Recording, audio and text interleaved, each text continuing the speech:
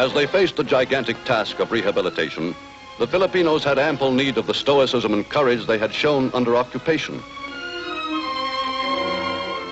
With supplies drastically depleted, food allowances had to be restricted to the barest minimum, and the hunt for enough nourishment to keep alive became an endless preoccupation of city dwellers.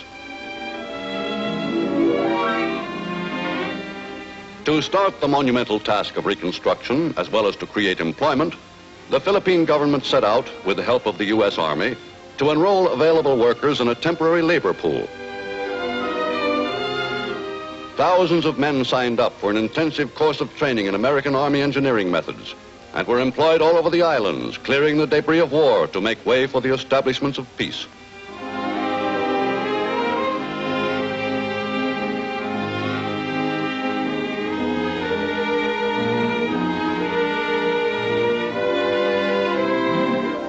In Manila Harbor, laborious salvage operations were begun to recover for the Philippine government $8.5 million worth of coins, all the silver in the island's pre-war treasury, which had been dumped into the bay early in the war to prevent its falling into Japanese hands.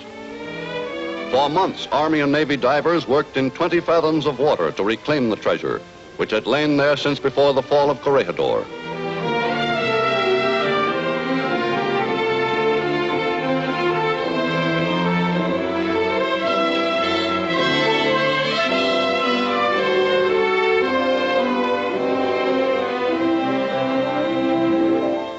First step in reorganizing the financial life of the islands was to restore banking facilities and make possible the ordinary business transactions of peacetime. For until Philippine commerce and industry could be reestablished, there would be no adequate source of tax revenues with which to finance rehabilitation. The need for money and construction materials was immediate and urgent, and for these, there was only one place to turn: the United States.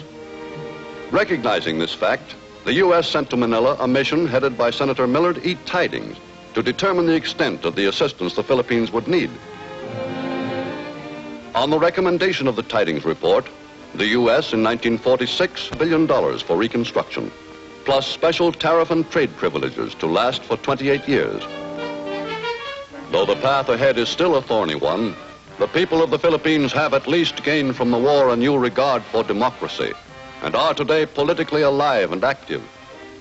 Proud of the part they played in liberation, newly conscious of their collective power, the ordinary people of the islands are demanding a bigger stake in the future of the country for which they fought. Voting for a president to lead their infant republic through its first 4 critical years of independence, the Philippine people chose Manuel Acuña Roxas, long the leader of the Insular Senate.